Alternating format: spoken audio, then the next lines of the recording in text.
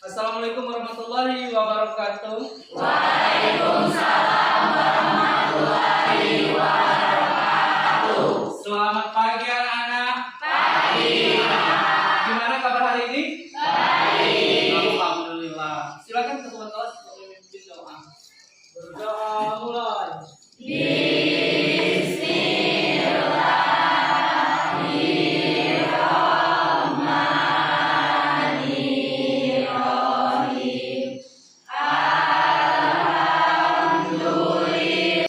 Doa selesai. Bella Pak absensi hari ini ya. Angga Saputra, Anissa Aulia, Hadir Pak. Anissa Yuliasari, Hadir Pak. Yogi Agra Putra, Zupari Zahri. Baiklah anak-anak, kemarin kita sudah membahas tentang besaran dan satuan. Masih ingat yang besaran satuan? Masih. Ayo siapa yang ingat tentang besaran? Apa itu definisi besaran? Saya Pak. Silakan Yulia. Besaran adalah suatu yang dapat diukur serta memiliki nilai dan satuan. Iya, besaran adalah sesuatu yang dapat diukur serta memiliki nilai dan satuan. Oke, lanjut sekarang satuan. Masih ingat yang satuan? Masih. Ayo siapa mau mendefinisikan satuan? Saya Pak. Silakan Vikram. Satuan merupakan acuan yang digunakan untuk menyatakan sebuah hasil dari pengukuran besaran. Iya, sebagai acuan menyatakan hasil. Kemudian ada lagi besaran besaran pokok. Siapa ingat berapa jumlah besaran pokok? 7. Yang pertama apa? Panjang. Panjang. Yang kedua? Masa. Yang ketiga? Waktu. Yang keempat? Arus listrik. Yang kelima? Temperatur. Yang keenam? Intensitas Dan yang cahaya. ketujuh? Jumlah zat. Iya, alhamdulillah berarti masih ingat. Kasih tepuk tangan dulu. Baiklah anak-anak, di materi kali ini kita akan membahas tentang pengukuran. Bapak akan menjelaskan dengan poin-poin pengukuran. Tolong diperhatikan. Ini adalah materi pengukuran. Perhatikan di sini anak-anak.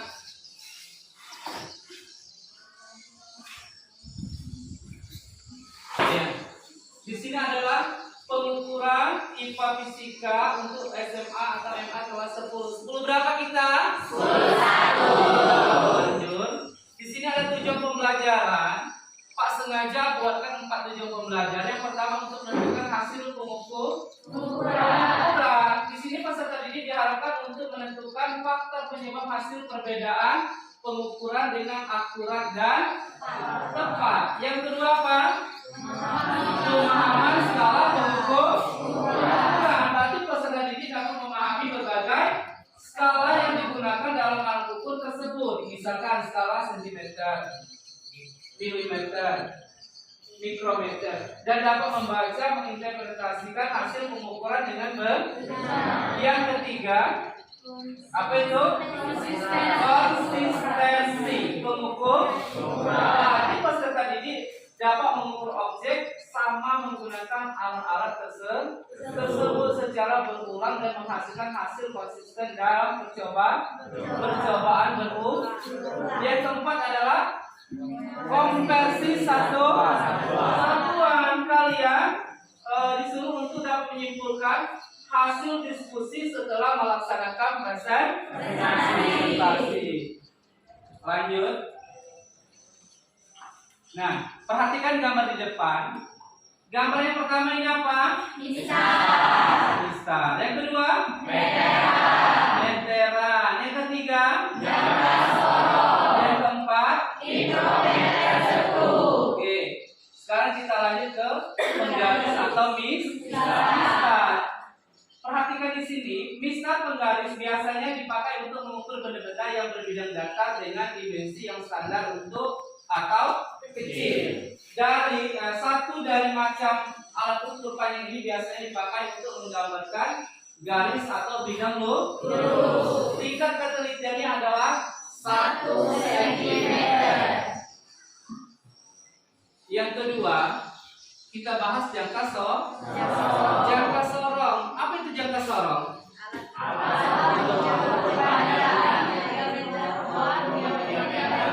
Iya, jangka sorong adalah alat panjang diameter luar ataupun diameter dalam suatu benda.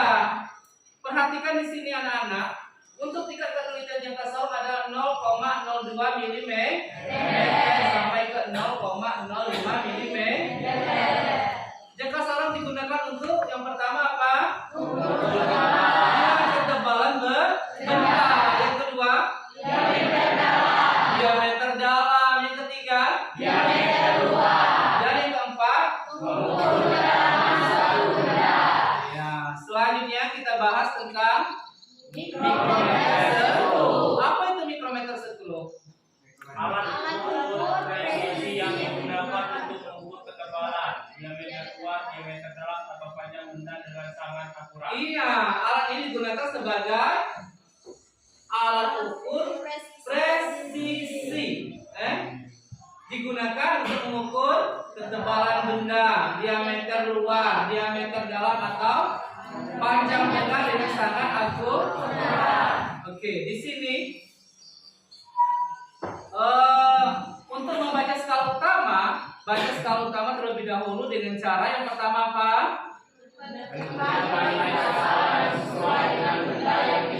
Yang kedua, Baca skala Vernier, setelah itu baca skala Arrhenius. Yang ketiga, Lakukan nilai skala utama dan skala Arrhenius. Yang keempat, Catat hasil pengukuran. ya berikut adalah ketelitian mikrometer sekelo adalah 0,01 mm. Selanjutnya, ini adalah bagian-bagian dari mikrometer sekelo.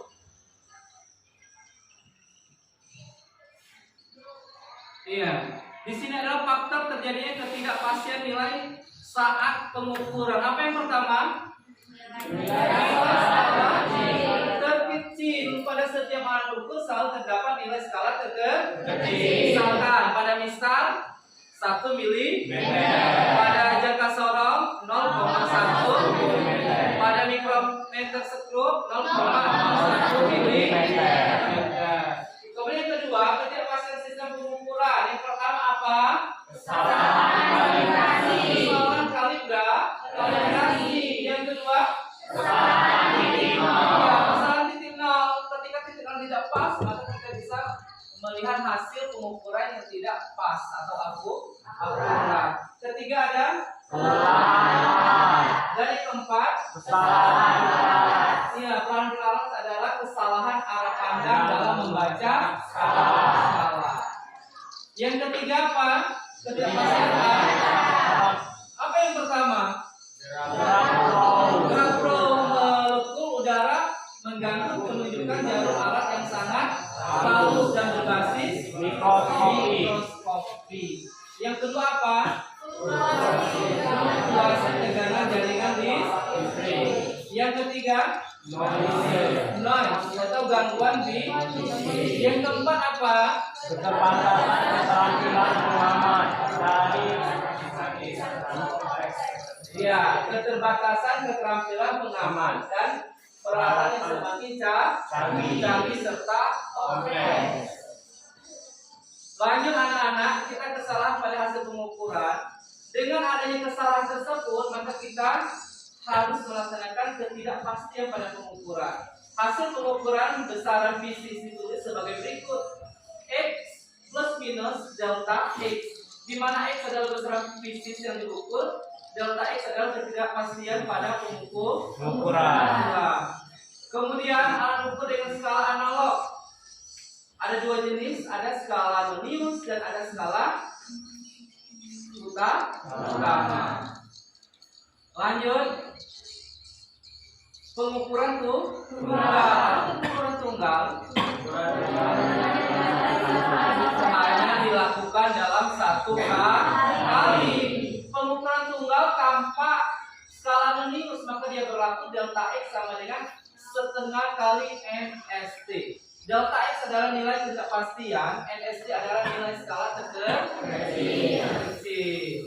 Kemudian pengukuran tunggal tanpa skala Arrhenius dia sama, delta X sama dengan setengah kali NST. Kalian harus tahu apa itu NST? Nilai skala terkecil.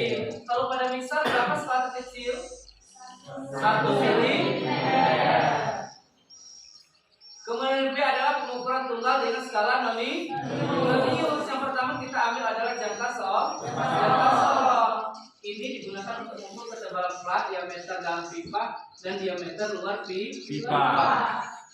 Saat yang kasar menunjukkan nilai 0, garis 0 pada skala utama berimpit dengan garis 0 pada skala minus.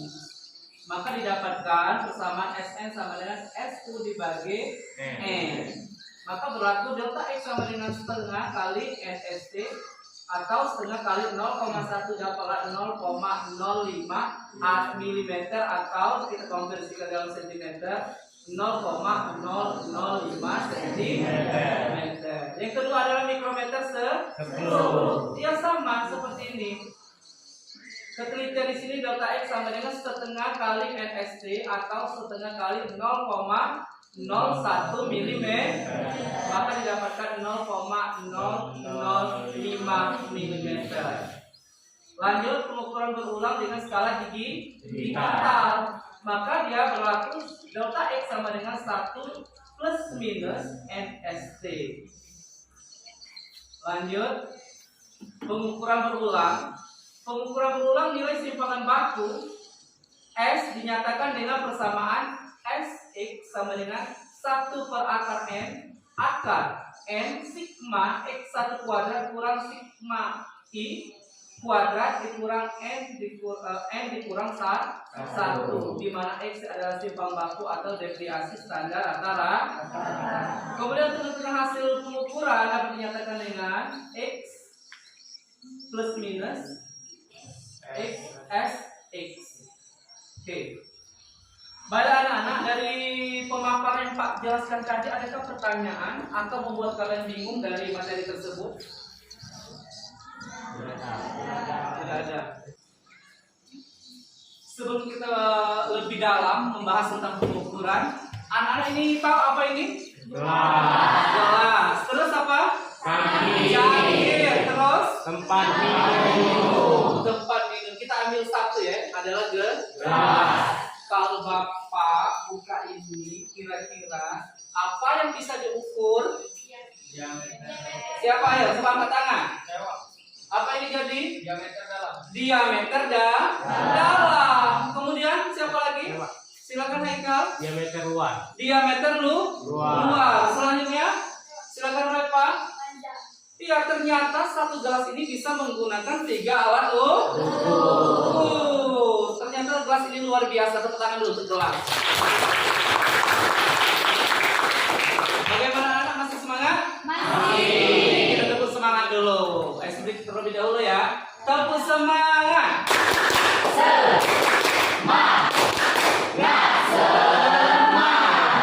Baiklah anak-anak, kita akan membentuk kelompok. Jadi di sini Pak bagikan kelompok 1 karena kalian sudah berdekatan, kelompok 2, kelompok 3 dan kelompok 4. Baiklah anak-anak, jadi setelah materi yang sudah Bapak paparkan, kelompok yang sudah Pak bagikan, kita akan melaksanakan praktikum. Yang pertama ada mistas, yang kedua ada jangka. Yang ketiga apa? Mikrometer. Selanjutnya ini apa? Ini pipa. Jadi inilah alat dan bahan yang akan kita gunakan untuk praktikum. Silakan setiap kelompok Pak bagikan alat dan bahan.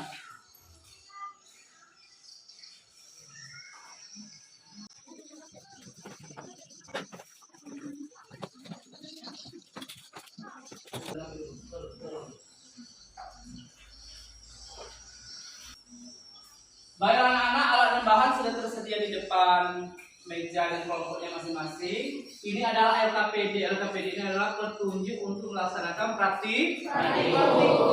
Pak bagikan ya. Oke, setelah dibagikan LKPD, silakan kelompoknya untuk melaksanakan praktikum. Semuanya silakan berdiri.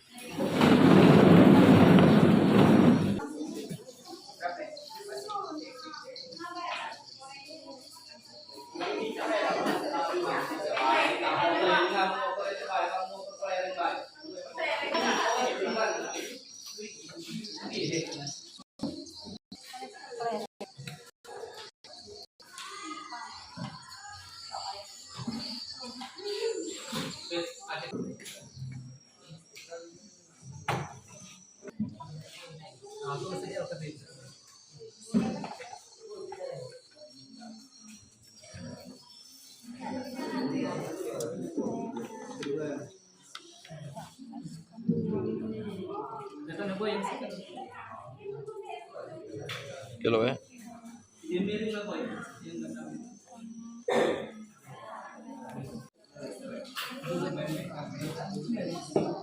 Naging may apa yung pakita ko po yun, sir. Jo. Jangan kalau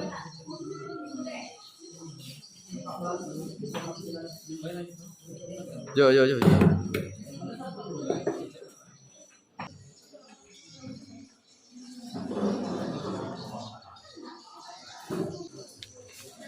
yang tinggi.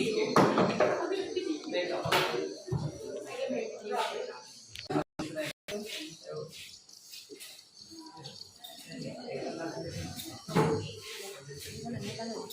Mutar ya.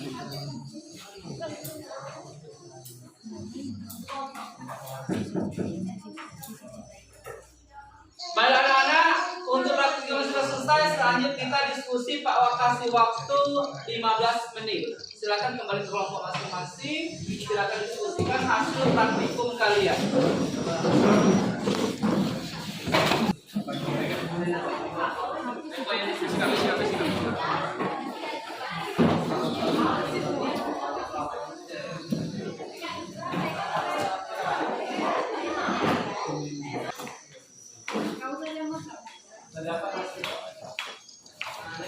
Tiga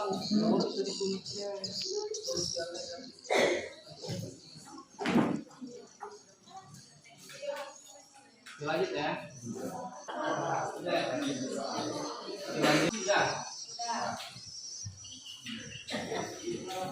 Baiklah anak-anak, kalau kita sudah melaksanakan diskusi, selanjutnya kita akan melaksanakan presentasi.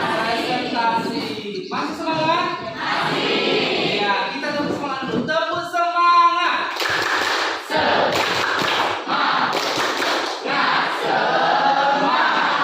Baiklah, untuk presentasi pertama kita langsung ke kelompok satu. Kasih tepuk tangan dulu untuk kelompok satu.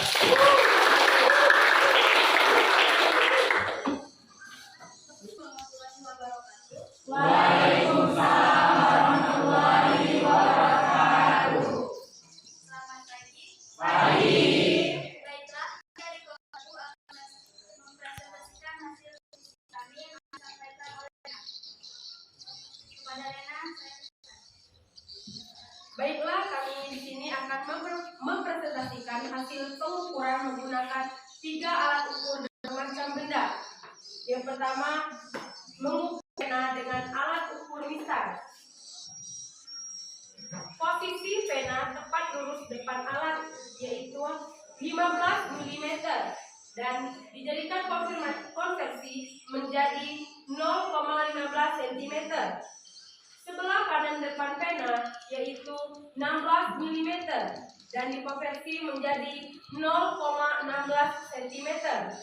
Sebelah kiri depan pena yaitu 14 mm menjadi dikonversi menjadi 0,14 cm. Yang kedua, mengukur kelereng menggunakan alat mikrometer stroke.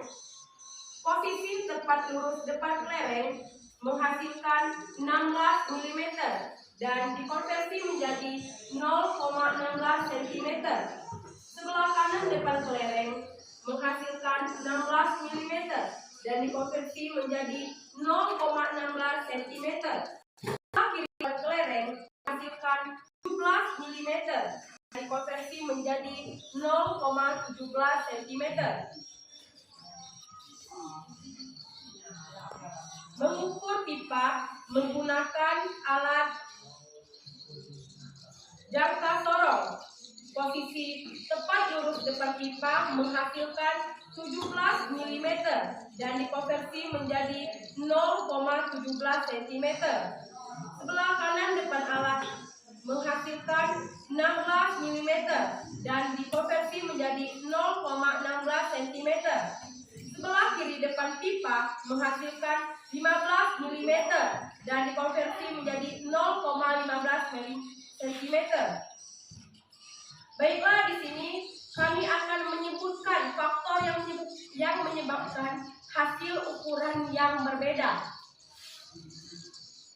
Yang pertama, ketidakakuratan alat ukur. Yang kedua, ketidakstabilan alat ukur. Yang ketiga, kesalahan manusia. Yang keempat, penggunaan teknik yang tidak benar. Itulah presentasi dari kami. Kembali ke moderator. Baiklah, itu saja penyampaian materi hasil diskusi dari kelompok kami. Bagi teman-teman yang ingin bertanya, kami persilakan. Baiklah, kepada kelompok 2, kami persilakan. Baiklah, kepada kelompok 3, kami persilakan. Baik, terima kasih. Pertanyaannya, mengapa bisa terjadinya ketidakakuratan alat ukur tersebut? Terima kasih. Baiklah, kami akan menjawab pertanyaan dari kelompok 3 yang akan disampaikan oleh Randy. Kepada Randy, kami persilakan. Baiklah, saya akan menjawab pertanyaan dari kelompok 3. Pertanyaannya adalah, mengapa bisa tidak keakuratan alat ukur tersebut? Karena setiap alat ukur memiliki batasan akurasi instruksi. Jika alat ukur tidak dikalibrasi dengan baik atau memiliki ketidakakuratan bawaan, hasil pengukuran dapat menjadi tidak akurat. Kembali ke moderator. Itulah penjelasan dari kelompok kami. Kepada kelompok 3, apakah sudah paham? Bagi teman-teman yang ingin menambahkan, kami silakan. Tidak ada. Baiklah, itu saja hasil presentasi dari kelompok kami. Saya ucapkan wassalamualaikum warahmatullahi wabarakatuh. Waalaikumsalam warahmatullahi wabarakatuh. Ya, kasih aku. Kalau kamu silakan ditempati posisi duduknya. Baiklah, kelompok 3 sudah selesai. Kita lanjut ke kelompok 4. Kelompok 4 sudah siap? Siap. Ya, kasih aplaus dulu untuk kelompok 4. Silakan kelompok 4 untuk mempresentasikan hasil diskusinya.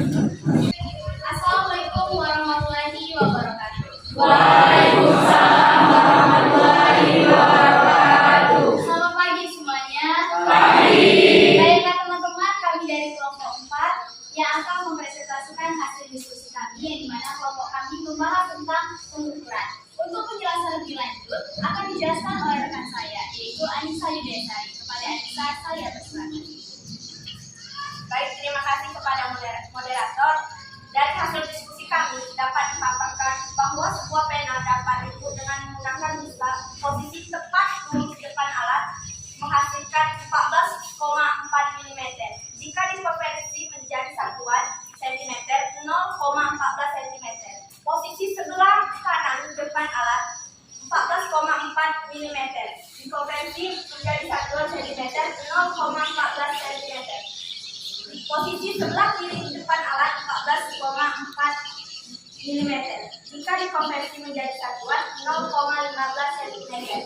Alat ukur kedua mikrometer struk yang menggunakan clearance menghasilkan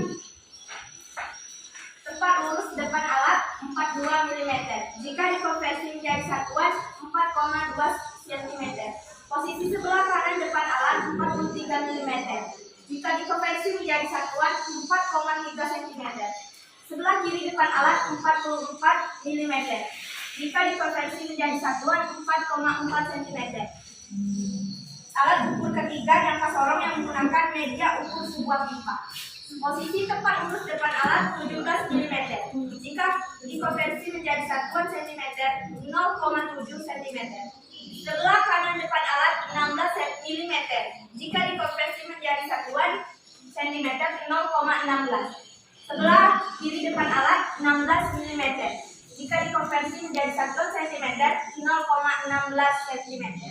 Baiklah, di sini kami akan menyimpulkan faktor-faktor yang mempengaruhi pengukuran. Yang pertama, perubahan dalam kondisi lingkungan, keausan alat ukur, pertimbangan standar dan satuan, interaksi antara benda yang diukur dengan alat ukur. Baiklah, itu saja pemaparan dari kelompok kami. Saya ucapkan terima kasih. Kembali ke moderator. Baik, saya ucapkan terima kasih kepada Anissa yang telah memaparkan hasil diskusi kami. Itulah dia pemaparan diskusi kami. Dari pemaparan tersebut, inti dari teman-teman ingin ada yang menyangga, menambahkan atau muncul pertanyaan dari pemaparan tersebut. Maka dari itu saya akan membuka sesi tanya jawab. Kepada teman-teman yang ingin bertanya, saya persilakan. Baik, pada kelompok 2 saya persilakan. Baik, terima kasih. Pertanyaannya adalah mengapa bisa terjadi interaksi antara benda yang diukur dengan alat ukur tersebut? Terima kasih. Terima kasih pada atas pertanyaannya kepada kelompok 2. Kami akan mencoba menjawab dari pertanyaan dari kelompok 2 yang akan dijawab oleh rekan saya, yaitu Yogi Anggara Putra. Kepada Yogi saya persilakan.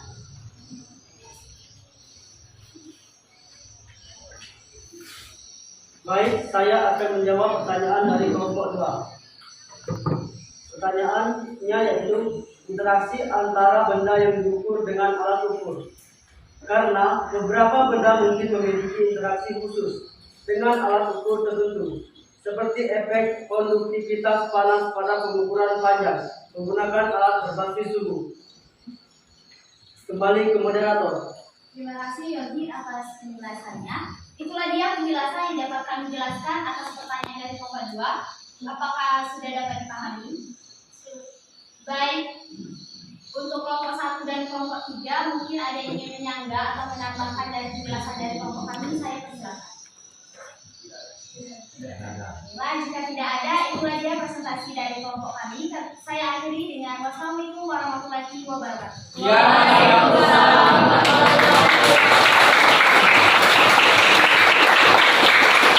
Silakan kembali ke tempat. Baik anak-anak, kita sudah melaksanakan presentasi, diskusi dan sebagainya. Sekarang Pak minta satu siswa untuk sukarela mengambil kesimpulan dari hasil diskusi kita pada hari ini. Silakan Milindi. Baiklah, dari presentasi kita hari ini dapat saya simpulkan bahwa faktor-faktor penting untuk memastikan pengumpulan yang akurat dan konsisten, yaitu yang pertama, ketidakakuratan alat ukur, kedua, kestabilan alat ukur, ketiga, kesalahan manusia, empat, penggunaan teknik yang tidak benar, lima, perubahan dalam kondisi lingkungan, enam, keausan alat ukur, tujuh, pertimbangan standar dan satuan, delapan, interaksi antara benda yang diukur dengan alat ukur. 9. Ketidakpastian pengukuran. 10. Kemampuan operator. 11. Keterbatasan teknologi. 12. Kebersihan alat ukur dan benda yang diukur. Dan yang terakhir adalah keterbatasan matematika atau perangkat lunak. Itulah dia kesimpulan yang dapat saya sampaikan. Iya, kasih aplaus dulu untuk Lutfi.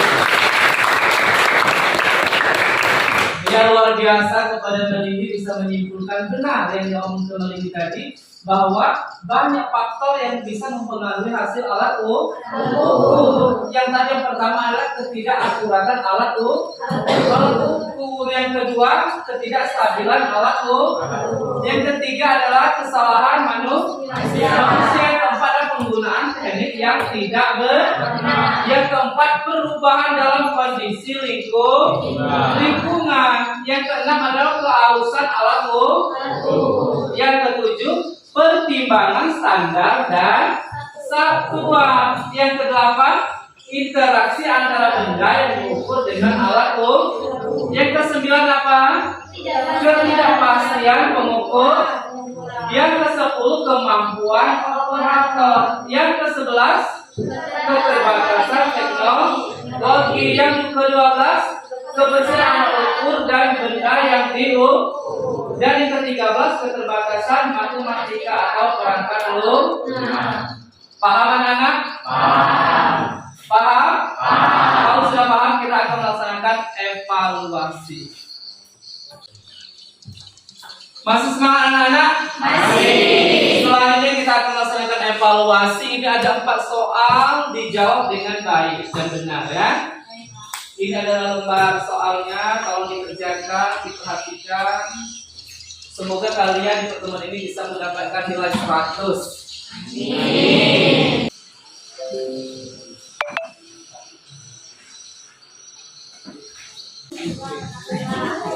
Baiklah anak-anak, soal sudah Pak bagikan. Sekarang kerjakan, Pak kasih waktu 10 menit. Dijawab dengan benar ya. Bagaimana anak sudah selesai? Kalau sudah selesai lembar jawabannya dikumpul ya. Oke.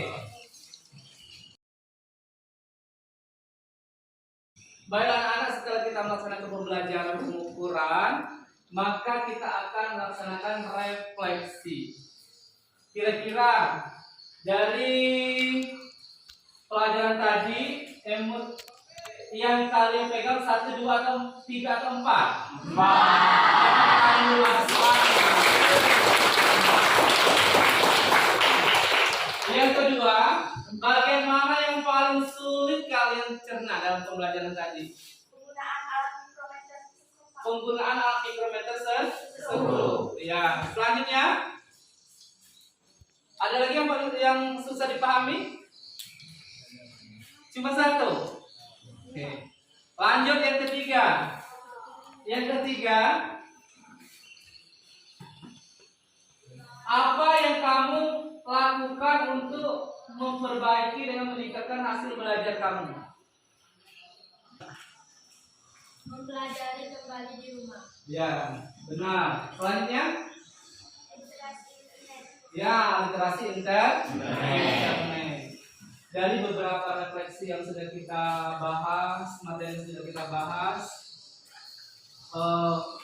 mungkin banyak kekurangan dari Pak menjelaskan materi tadi. Pak minta maaf kepada Allah, Pak mohon ampun. Pak akhiri. Wassalamualaikum warahmatullahi wabarakatuh. Waalaikumsalam.